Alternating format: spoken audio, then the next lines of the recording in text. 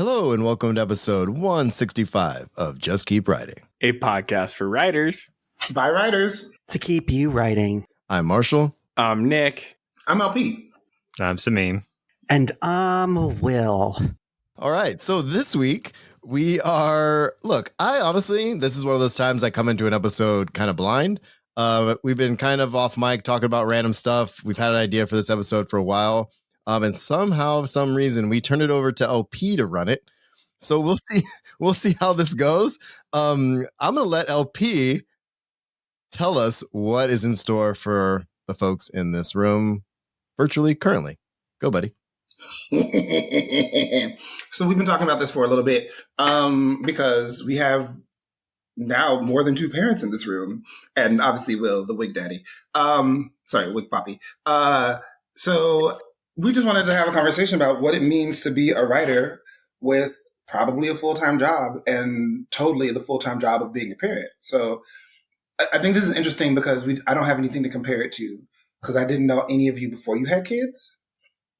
I didn't know any of that. So I wanted to ask you, one, have you always wanted to be a parent? Oh. I'm going to start with Nick because the face is it's being recorded. I was not expecting. Recorded. Oh, I thought the first question was going to be describe being a parent in 3 words. Oh, that was missed that LP, opportunity. This is LP. You had words ready, didn't you? Oh, dude, I always have words ready for the parenting. How y'all? If I cry, just know it's because. So. I've wanted to be a parent since I was 12. And let me explain that a little bit because growing up, Christmas was the most magical time ever until it wasn't. And I learned when I was about 12 years old, 13 years old, that I knew one day Christmas was going to be better when I had my own kids to share it with. And this comes off the heels of basically losing my extended family from a move. And so Christmases felt lonely and depressing after that because we did nothing. We opened up presents Christmas Eve nights, hung out Christmas Day, and I always felt like something was missing. So my little mind, my little heart was like, when I have my own family, it will feel whole again. Yeah. I'm a little messed up. Why did you go first? Because of the face. Yeah. This is a very deep conversation for me already. I was like, oh, yeah. Fuck yeah. Sameem. What was the question? It was, did you I always want to be a parent? Have you always Yeah. I think, in some ways similar to what Nick said, I always liked having big family around. I come from a really big family. My dad was one of 10 kids. My mom was one of 11 kids. I think combined in total, I have close to 60 first cousins. We were one of the only houses, families in the US for a while. And so any extended family that was coming through the US would just go through our house. We were kind of like a part of the tour. So I was always just used to having random people in the house. And when I've lived by myself or with one other person, it felt way too quiet.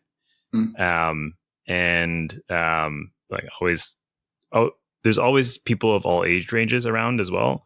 There's challenges to that for sure, but there's a lot of love that comes with that. I don't know. I just wanted to know what it was going to be like. I don't think it's something that I thought about extensively until I was ready to actually have a kid.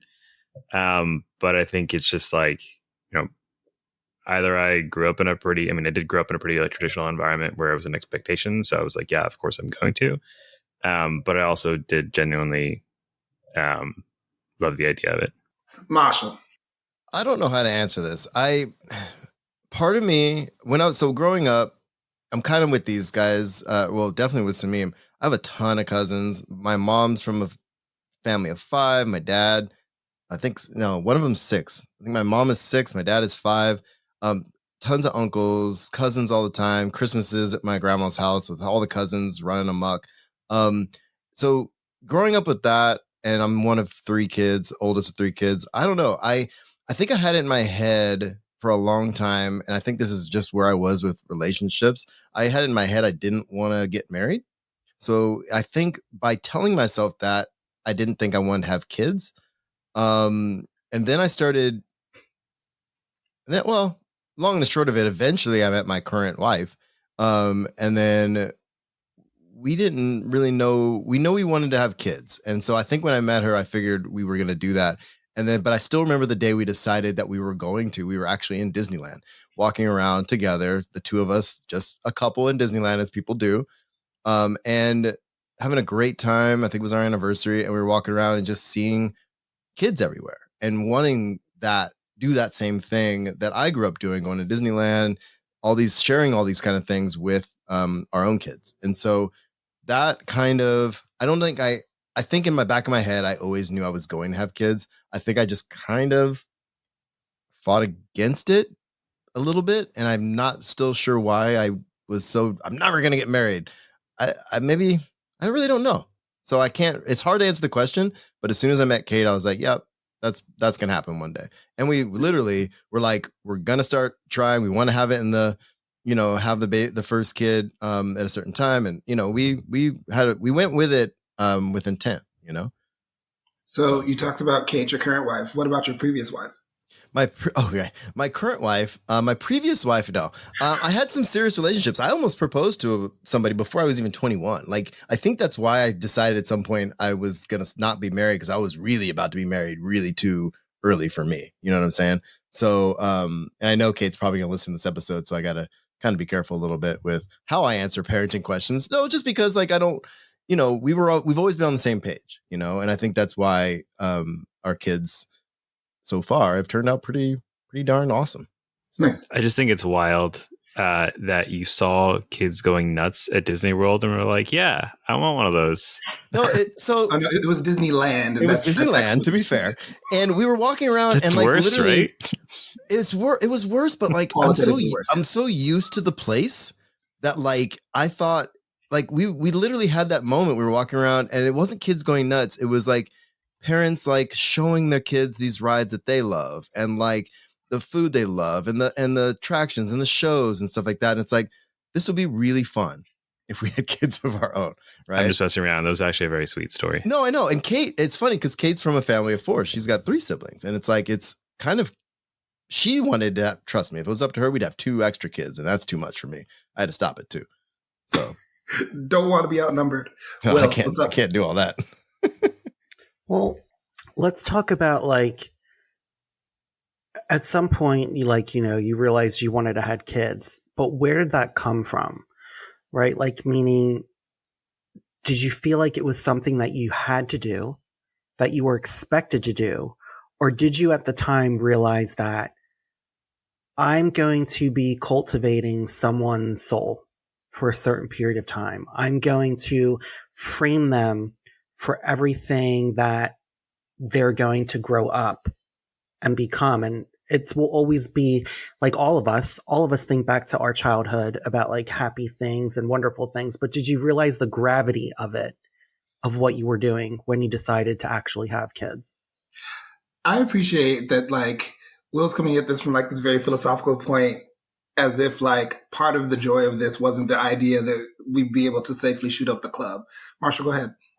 No, I appreciate that question, because I knew that it was going to be a lot for me, but I also knew when I decided like this was going to be okay, I knew Kate was going to be a kick-ass mom. You know what I'm saying? I knew what I was getting into. I think this is ultimately the same way I approach teaching, because at some point I decided in my head, I was like, well, look, I can always go and teach, but I want to try X, Y, and Z first, right? I don't know what it was about, and I knew it was going to be high school, maybe college. Like, it was something about, I think I was having this conversation with some of my students today. I think it's because I hated high school so much and no teachers were there for me in a way. I think that in a small community, having a teacher that shows that they care about you matters. And so I kind of try to take that into I fail a lot, but into my parenting as well. It's like, I want to be a better father than my dad. And I fucked up a couple weeks ago, and I was very close to like what my dad was to my kid. Like, not in a gnarly, violent way or anything, but it was just like I found myself not giving them the time that they deserve. You know what I'm saying? And so that's a mistake that I knew I could make because of how I was raised. And me and my dad are cool now, don't get me wrong, but it was rough in high school. And I wanted to make sure that I was not that way with my kids. So I don't know if that answers your question. It does. Nick. Ugh, I don't like being called out like that. I don't have an answer. There's nothing to more than I said. Is I felt like I was missing something and I wanted a family, and that's that. Yeah, but did you Like, not think of nothing the deep. gravity? You don't think of the No. gravity even now. You don't think that the role that you play in your kids' lives and how important it is. You don't ever like ponder that or think about that or know that my behavior. That's a secondary question to your original question. When going into parenting and thinking of and wanting to be a parent, I did not think about that stuff at all. Now it's a very prevalent, like, conscious conversation on a daily basis. I find that fascinating. And I think that's what personally, and I have no kids, but I find it fascinating because I feel like as queer people who don't have the ability to just pop a kid out, it's something that we constantly have to think about of like whether it's right or the gravity of it's going to be, because we just can't get someone, well, we could, but like usually, it's like takes a big process. So I just find that fascinating. I think that's interesting. Sameem. I think there's definitely a moment after my daughter was born where I don't remember the exact moment, but at some point I'm like, oh, this is a person. It's not a baby. At some point after coming home from the hospital, where it was like this is a new person that is coming into the world and is turning into a real thing. And it sounds really dumb saying it like that, but it doesn't strike you as real until you're home and he or she is there with you. And then there've been definitely numerous moments along the way. Now my daughter's 8, where their personality starts to come out, or a new aspect of it starts to come out. And you remember you're like, where did this come from? Because it didn't come from me. And you remember, oh, they're a person existing out in a world that is greater than you, greater than your household. And that's both terrifying, but also exhilarating, because they're going to be something, or they are something, and they're going to continue to grow into something completely different from yourself. And I think that's exciting. Yeah, I can speak to that too, Sameem. Like it's interesting. Like there's, who they are, you realize that they're a person, and then you realize, I think this is what Will's trying to get at, is that the gravity of it, once you're holding this child and you're like, oh, snap. Not only am I going to be here this whole time, but I've got to be there for you for all the things. And then at some point I'm going to turn, and I just had this conversation with Kate the other day when we were coming back from the city. I said, at some point, because she's all torn up, of course, about Rowan. Rowan's 16. She just turned 16 a couple weeks ago. And it's insane. Not even a couple weeks ago. Yeah, like a week ago. And it's insane. But it's like in a couple years, she'll be off doing her thing. And then we get to be the parents, like my mom and dad, that just get in the car and show up to whatever they're doing and stuff. We're already there for her. She swims, she does all this stuff. But it's like at some point, we're going to have to be like, all right, our holiday is this, and this. We need to be here for them. We need to do this. We need to make, you know what I'm saying? And it's like, at some point, you just become your parents, or you become a different parent because they're adults. I don't know. It's weird to think about. Like it's wrecking my mind, honestly, right now. So maybe a different question would be better. So this one's actually a quickie. It's like a yes or no thing. Have you wanted to be a writer as long as you wanted to be a parent? Longer. I've wanted to write since I can remember. Since I discovered. Yes or no? I mean, yes or no is fine. but I would rather talk about it. I mean, this is a podcast, right? We're going to talk about it. I'm I'm trying just to see fucking if with there's you, a dude. consensus before we move into the next question. Longer. That's my answer. Sorry. Yes. Thank you so much. Or no, whatever the right answer is, what I said. Get him, Sorry, Kate. LP. What about you, Mame? I don't know. I don't know that I know the answer to that question. Okay. Wait, he said yes or no, though, Sameem. Oh, you said longer. Come on. I know. Come I like the bro. fact that we're none of it. Nick, don't you dare say yes or no. Do what you want, Nick. Yes. Oh, damn it. Okay, great. Okay, so this question is going to be toward Marshall and then Nick, and then I'm going to come back with a different question for Sameem.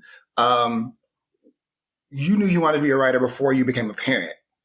Did you have any fears about the prospect of becoming a parent changing the way that you're able to show up for your writing? Yeah. So I have to let me explain my parenting, because I married into my kids. I don't have the cute baby stories. Like, I don't have that set in, oh, holy crap, it's a child. Although, like, it resonates and stuff like that. I have a lot of friends that talk about that, but like, I actively chose my children for months and months and months. Like, we dated for a year before we got married, and that was something that, like, I always thought about. You know, I'm gonna have kids. It's gonna shape my writing and stuff like that, and it's gonna allow me to show up in different ways. I didn't know how, I don't know when, but I just knew it was gonna change how I show up in my writing for myself. It turns out, a lot of mama trauma. It's funny because me and Nick have a little bit of parenting crossover a little bit, because I had kids when I met Nick. He was dating Steph when I met him. And no, not quite. That's right. I remember when you met. Sorry. It was the second time we were on the cruise you were together, correct? Yeah, that's right. I'm thinking I got him crossed. So the next year we were on the cruise in 2019, we were talking about this, and I think we had many conversations about kids and stuff, because you were still starting to kind of show up for these kids and trying to figure out what you want to do. And I was telling you stories and stuff. I think it's really interesting because my writing took a full-on backseat to everything in my life for a long time. And I didn't get serious about writing again, probably until my kids were a little older. I barely even thought about writing when my kids were when they were little. It was so difficult to I was working full time, teaching. I just keep my head above water. You know what I mean?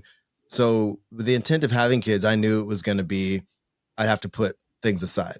And I was okay with that. But to be honest, there was some frustration with that for sure, because I knew that there was no way I could do anything because I wasn't sleeping. I wasn't eating right. I was working too much. And then when I got home, it was cooking, cleaning, it was taking care of everybody else. And I just knew that was going to be my life for a while. And I was bummed about it sometimes, but looking back, I think when I did get serious about my writing, I knew I had my whole family on my page and yeah, Daddy, you got this, do it. You know what I mean? And they made the time for me. And Kate made a concerted effort to be like, okay, this is your writing time. This is this. I want to make sure you have time to do X, Y, and Z at this time. Right. So anyway, hope that makes sense. Sameem, did writing as an option show up for you after your daughter was born?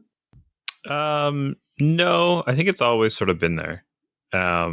Whether it was writing fiction or songs or poetry or whatever, it's always been there along the way.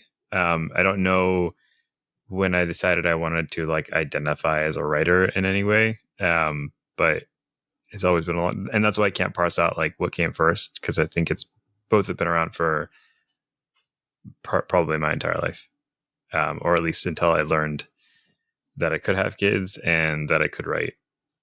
Okay, so coming back to writing, Do you feel like becoming a parent changed the way that you showed up for your writing? Like, obviously, there's the practice aspect of it, where like you're not going to have time while kids are younger, and Nick, your kids just kind of apparated into your life.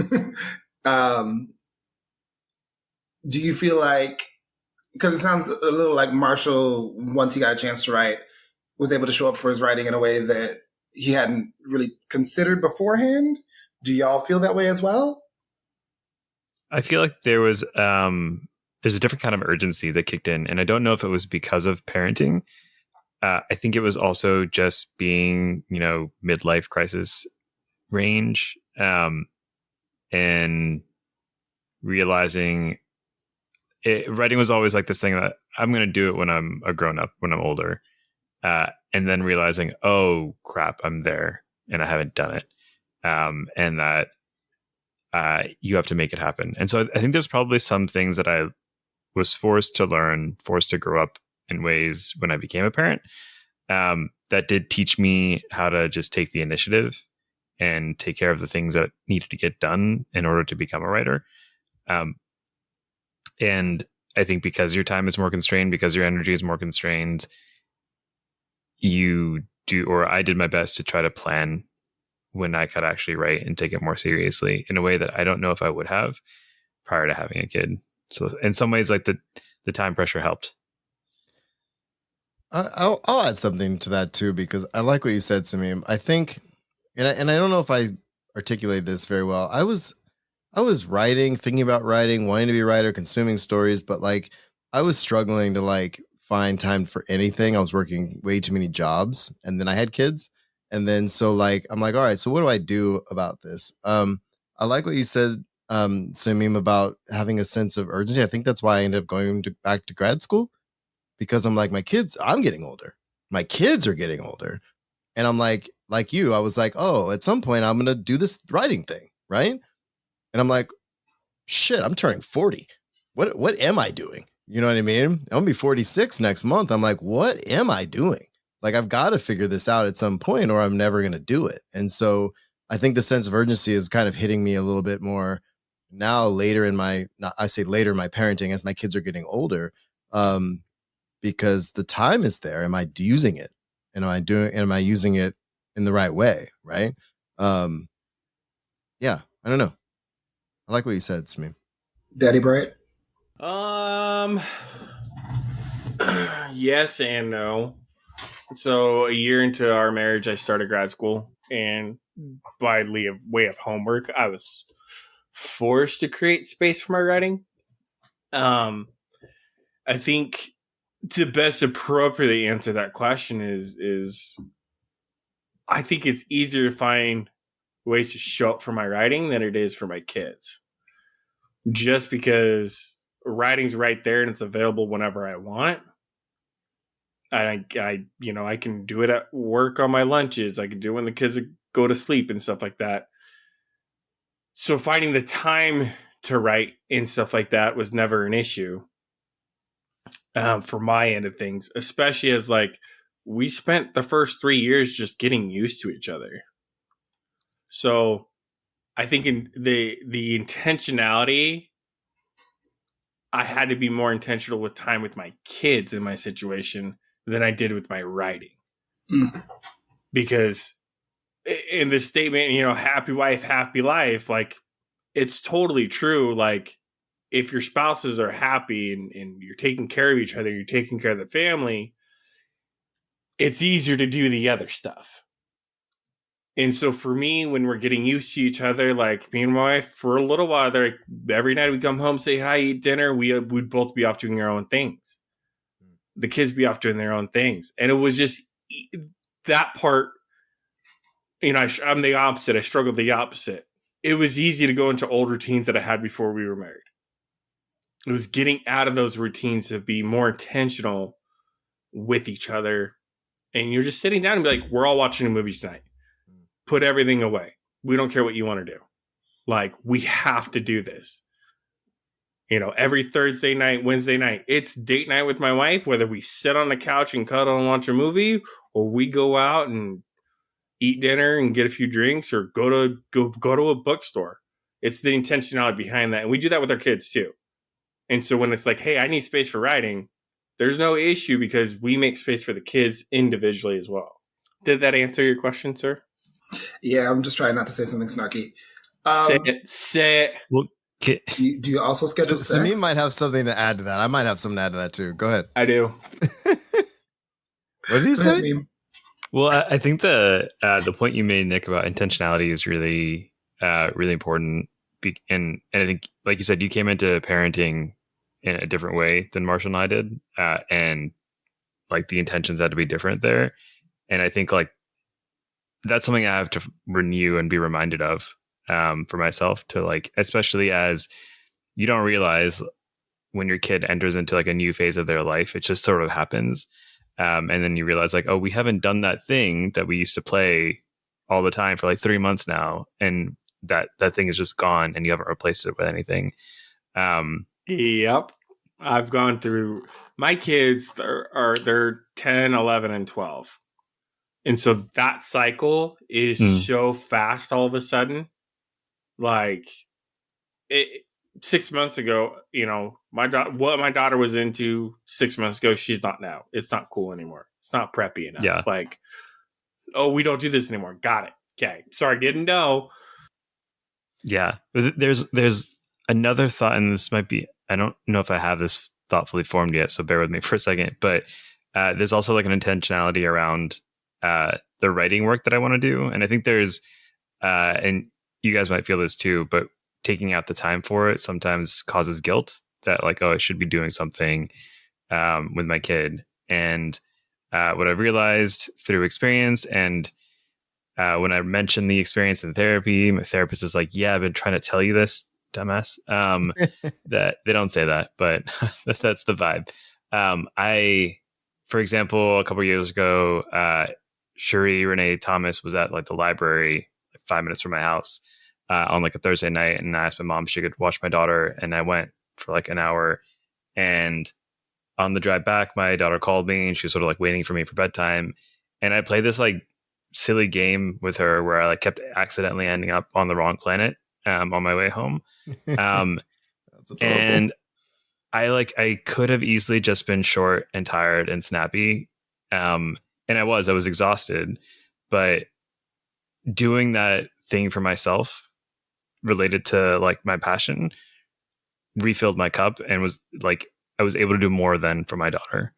And obviously there's a balance and you have to figure these things out, but I don't even realize sometimes until like I go to an event and then I come back and I'm just like super chipper and have way more energy for my daughter. Yeah, man. The guilt, I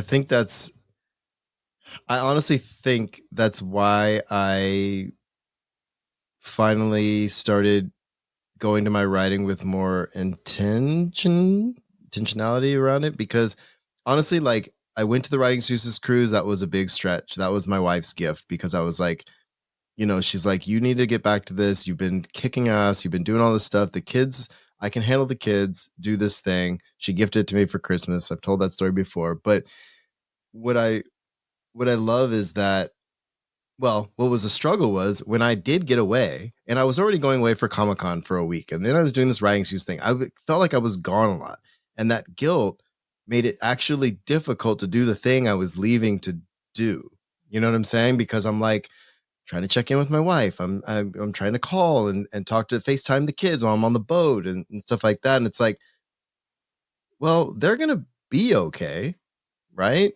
Like, but I'm here to do this thing. So I like what you said, Sameem, about how you feel when you come back from that. The idea of coming back, having them so excited to see me, sharing all these stories and spending that time away solidified why I was really trying to do, why I was stretching, why I was doing this thing. Why I was taking time off work and going on a freaking cruise to try to like get better at this stuff and meet people like Chuckles McGee over here, and stuff like that, and having a wonderful community and building a great community out of it. You know what I mean? And it was just like, I don't know what my life would be if I hadn't have done that. You know what I mean? And I owe that to the fact that my family made the space for me to do it and said, it's okay. You don't have to feel guilty, but the guilt is always kind of there. You know what I mean? Like if I cut off a TV show or we're done watching a TV show and I leave and come to my office to do something, it's like, dude, should I have stayed, should I have sat longer with Rowan? Should I have talked to Zoe longer about his day? You know what I mean? Like, I feel like we're like ships in the night at this point because they're both teenagers. It's like, I'm like, all right, how was your day? Cool. Okay, I'm off to this thing. Okay, I'm back in. I'm making dinner. Okay, we'll eat. And then it's like we just kind of keep going back and forth. And I don't know. I feel bad about it now. I feel bad about my day today. You know what I mean? It's like I feel guilty that even though what I did today, I didn't spend any time with my children. You know what I'm saying? But that's just kind of the nature of the beast. I don't know. I'm done. I'm done ranting about whatever I'm saying. Do you need a hug? Always. It's okay if you need a hug. I always need a hug, man. When you see me, you'll know. That's a reference to the fact that I've never met Marshall in person. We've never met in person. Neither me or Sameem have met either. Yeah. We spent hours and hours and hours together, and I love you guys. But man, one day I'm going to give you a hug. Yeah, it's coming. It's coming. Yeah. There'll be well done albacore and everything. Yeah, I exactly. think Marshall had spent hours listening to my voice and editing it before I had even talked to him on this. Yeah, no, it was a total like, wait a minute, who is this guy? Have I met this guy? Who is this mellifluous voice? What's going on? Anyway, so I know what kind of work y'all work on. I'm always curious with parents. What kind of stories do you like to share with your children? as far as stuff I write or consume. That was left open-ended for you to make decisions for yourself about how you wanted to respond to this. Oh, okay. Oh, Will wants to raise his hand to talk about stories he shares with his wig babies. Please. No. After you're done answering. Oh, okay. I feel like I've been talking for a while, so I'll let these guys go first. Yeah, I mean, it's an easy one. Like, I don't. What are my kids interested in?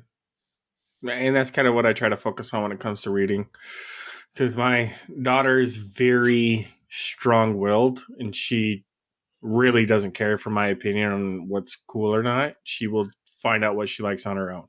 We go to Barnes & Noble, we grab a matcha, she goes shopping, she picks a book, she loves it. I'm like, cool, you just want to read, so I don't care, and my boys really don't care either. I think what the stories that they're more fascinated on is who I know and who I've met through the communities, because they read their books, right? They read the children authors and the YA authors.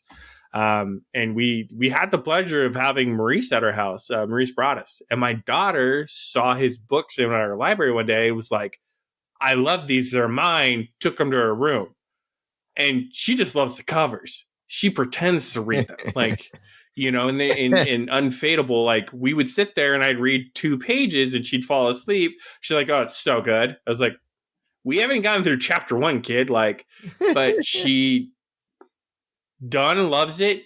Best books ever. Like, it's in her section of the library and I can't take them away. Like, and so as far as like, I explain what I write in like high level terms to them, but like, it's about what they're interested in at this point. If they're interested in reading, I'm just going with that.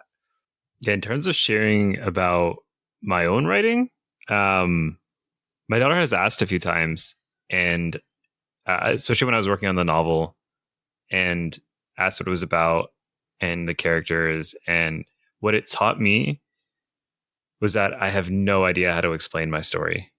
And that is something I need to practice. And she was very patient. She listened. She got the vibe. She wanted me to describe one of the characters in more detail so she could draw her at some point. So that was really cool. In terms of like the types of stuff she consumes, I mean, it's all over the place. But one thing I noticed was there's not as much science fiction for kids, at least the type of science fiction that I'm interested in. For kids, there's not a lot of like space opera science fiction, and minus Star Wars.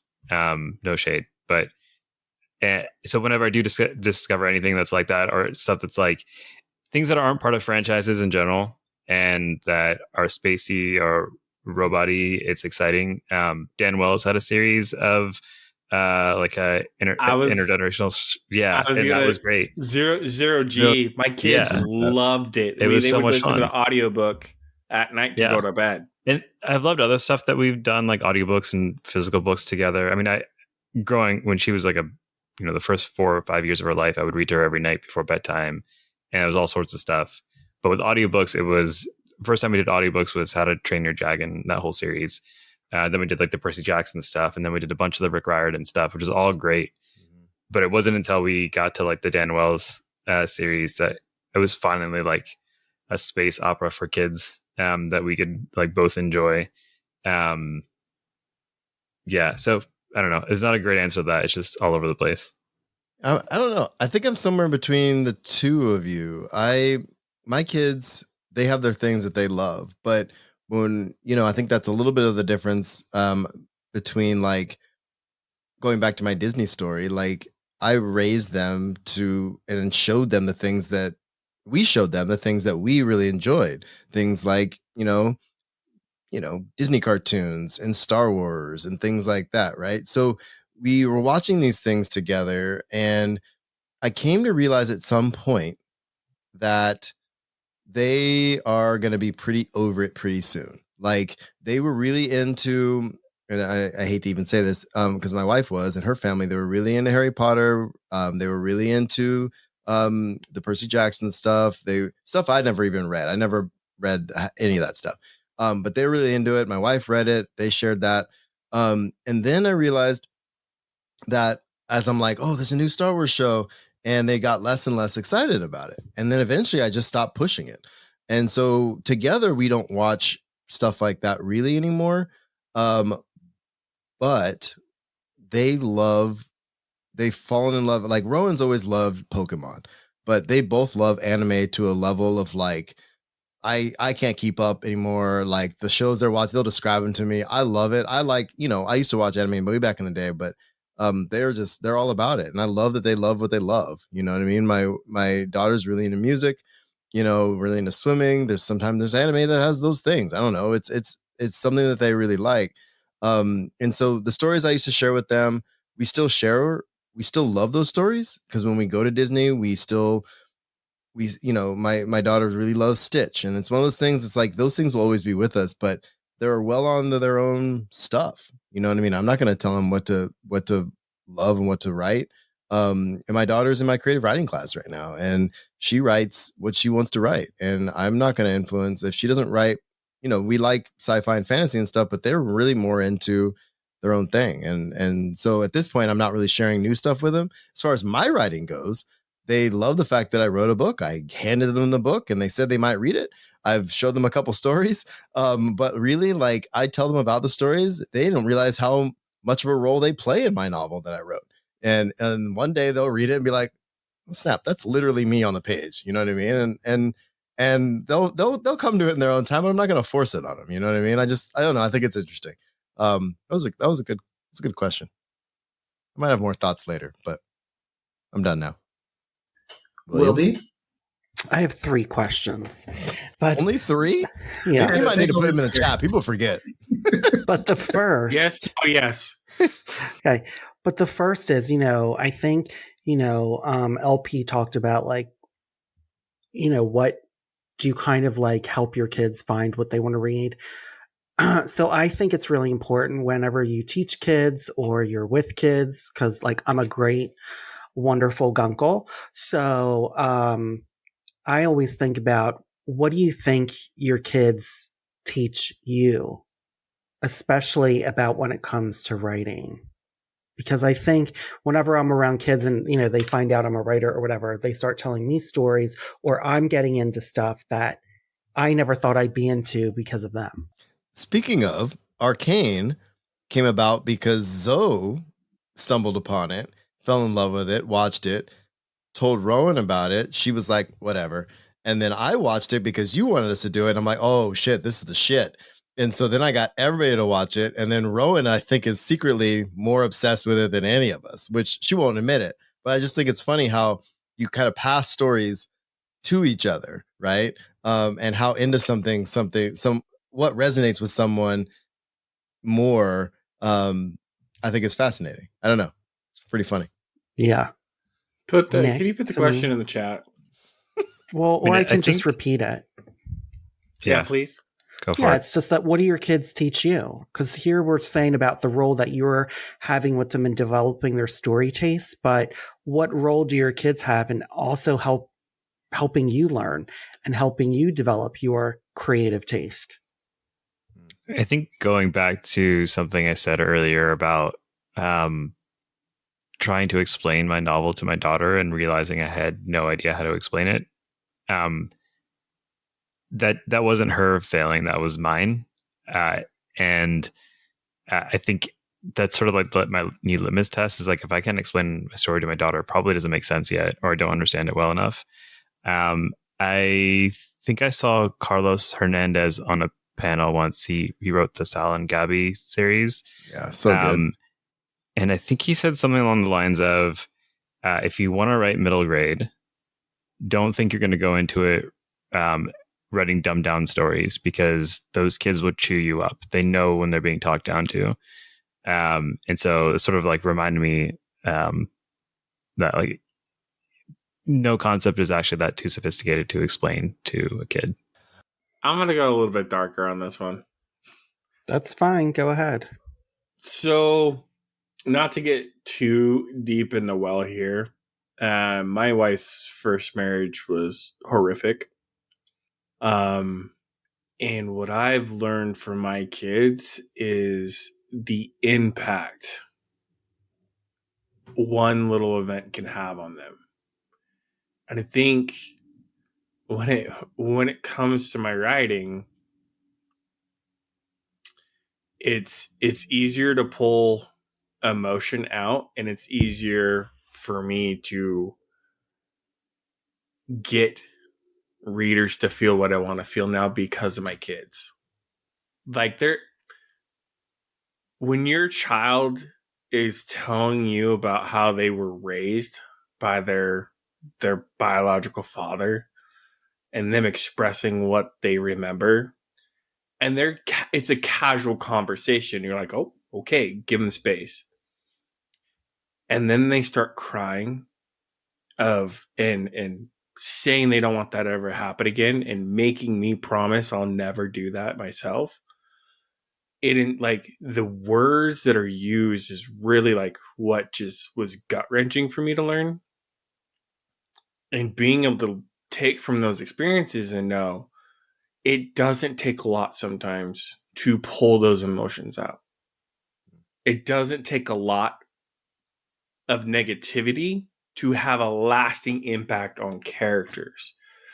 I think the biggest thing I mentioned earlier, like having kids, like I have so much like childhood trauma that I'm working through that I didn't need to process until I had my own kids. And I think that's one of the big things that, that I'm going to say from this experience is like something that is so small in the world of reality can make the biggest impact from parent to child, which then, from a writing perspective, it informs you on that character where you can say this singular event in their childhood is why they do this for the last 50 years of their life, because they never want to go through that again. So my next question, this is just a real quick round robin for everyone. Tell us the ages of your kids. 10, 11, and 12. 8. 16 and 13. So we have pretty much, a chunk of not early, feeding, getting no hours of sleep. Do you think about, or have you ever like pondered, like, what if I was writing when the kids were so little and what that would be like? Do you think you'd be up to it, or do you feel like, oh my gosh, I can't even imagine? When they were little, you mean? Yeah. Okay. Yeah. Go ahead, Nick. That's a hard question for me to answer just because when I came in, but when they were little, like Leo was born in 2012 and I just got back from a deployment. Like I wasn't really writing then and I wasn't in a headspace to. And even if you go even, a couple of years later, like I had 2 battles with cancer. Like, it's a hard question for me to answer because, like, well, my own life path took me on down routes that made me decide that writing was important for me. There's been things that said writing is important, but I gotta live. So that's a hard question for me to answer. I don't have an answer, I guess I would say. That's great. My answer is I don't know when I would have done it. There were nights that I literally, we comforted our kids while they slept and until they fell asleep. And so there were some nights I was just, this is literally when I got into podcasting, was trying to put my kids to sleep. I was like, I'm going to go insane in this room because my daughter refuses to sleep for an hour and a half, 2 hours. And I'm just sitting there like patting her on the back or checking on her or whatever. And it's like, I have to do something. And so the phone was too bright. And so I got into listening to podcasts and audiobooks and stuff like that and fell in love with them and ended up doing what I'm doing. But I don't know when I would have done it. I had no energy left. I was up all hours of the night. It's hard for me to find the energy now, and they're 16 and 13. I'm not putting them to bed and dealing with that. So I don't know. I don't know. I'm like Nick. I don't think I have, it's hard to put myself back in that mindset, I think, when they were really young, because that was everything. Everything was for making sure the kids were okay and asleep and taken care of and clean and everything else. Right. I don't know. I don't know how people do it. You know, I think this is a good also segue. So Marshall and Nick have partners that they're with. And Sameem, you're a single dad and you are full-time. You are with your daughter full-time. So how have you been managing your schedule to be, the mom and the dad, and find time to write and have time for yourself? Well, that was a really heteronormative expectation of parenthood. Thank you. 'Cause I was coming in to say, yeah, for sure. Yeah. We're all pretty bummed about that. It's like, oh, you should know better.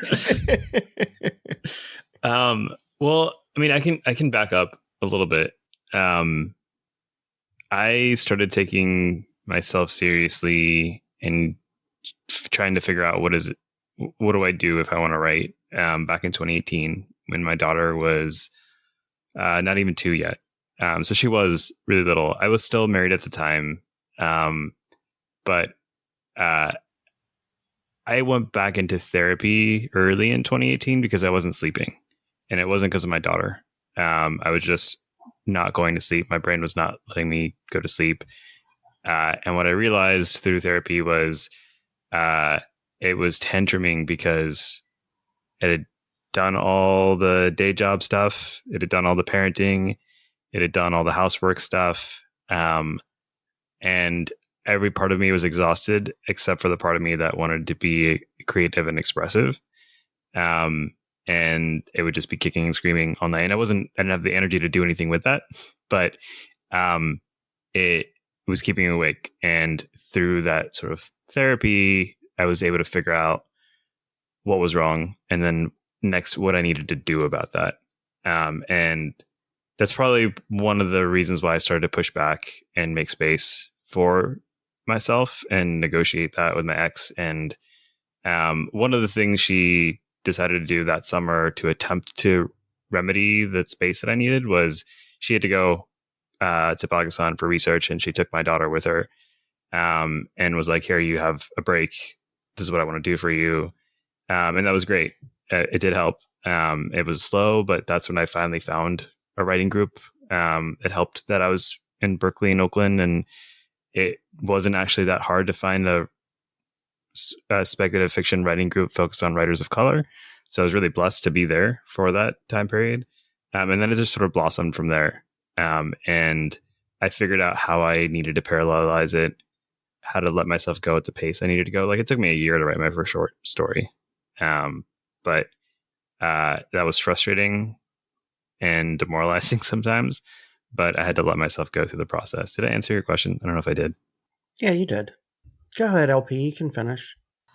So, as parents, do you have any desire to write things for your kids to read, not necessarily at the ages that they are now, but things that you would like them to experience. And Marshall spoke on this a little, speaking about how in that book, like when they get around to reading it, they're going to see themselves. I think there are things that I want to write that will be more accessible to her when she's older. I did randomly outline what might end up being a YA novel, not speculative at all, a few weeks ago, and was pretty excited about it. And it's not for her, but I think it would be exciting to have her read it. When she's older, if she feels comfortable reading anything I put out there, then that'd be cool. But I'm going to leave that on her and try not to take it personally if she says no. I don't know. And I get what you're asking about. Like, I think I'm always thinking about my family when I write something. I know what my family likes. I know my wife reads an insane amount, 3 times as much as I do, at least. My kids read constantly. They're consuming stories all the time. As a teacher, I'm always telling stories, right? So I feel like no matter what I write, it is kind of for my family, because especially since they're giving me the space to do it. And I hope that they will pick the books up and know that, like I was saying earlier, this character may not have your name exactly, but this is the embodiment of this part of your personality. Or I thought about you when I wrote this scene, or I thought about how badass it'd be when if both my kids were in this situation and they got out okay. And like, I don't know. I like to think that if I were to start, putting, if I was publishing things or putting work out there and anything that I'm writing, I whether they actually do it or not, at some point, I do intend for them to see themselves in what I'm doing, because it's hard not to think about them. I concur. Nick concurs. So everything that I write since I've been married, everything that I have written, anything that I'm going to write, is what I would consider part of my legacy in this world that I get to leave behind. But also part of that is, if my kids want a better understanding of who I am, it's in my writing. I can't explain my childhood to the depths that my kids would understand. But when they get older, I've got stories that will be able to pull in that gravity of those situations for me. There's going to be a time, for all I know, that I'm, won't be able to recall memories, won't be able to tell these stories anymore. And all my kids are going to be left is what I have written already. And so that's kind of, for me, is as I get older and my kids want to remember things about me or ask things about me, I'm bleeding on the page. It's going to be there. So whether or not they want to pick it up, like Sameem said, it's their choice. But when things are going to be too hard for me to explain, I'm going to give them a story. Be like, read this and let's talk. So here is my next and final question for the show. I want to know, how does parenting keep you writing? I think it has to do, if I actually think about it, being a parent makes me want to be and I think that's why I went back to grad school, and why I'm taking this way more seriously and trying to make more time, is because I want my kids to see my books on the shelf. I want my kids to read my stuff. I want my kids to be like, dude, my dad did this thing. You know what I mean? And even if it's just one fucking book on a shelf, like, I want them to be like, dude, my dad's an author. Like, I don't know. There's something about, and Nick mentioned legacy earlier. There's something about that, because it's been in my head for decades. Like, there's something about the idea of my kids. I don't know. I'm proud of my kids. I want my kids to be proud of me. Is that weird? That's it. That's what's keeping me writing, is I want my kids to be like stoked for me. They're stoked when I go do something or meet somebody or go and do a thing, like Nick was saying, but it's like, I think they'll be way more excited if they can walk up and purchase something with my name on it. So, and I know that's not the end all be all, but that's what's in my head when I think about writing and kids. So, Nick, your response? I have one. It's a good one, let me tell you.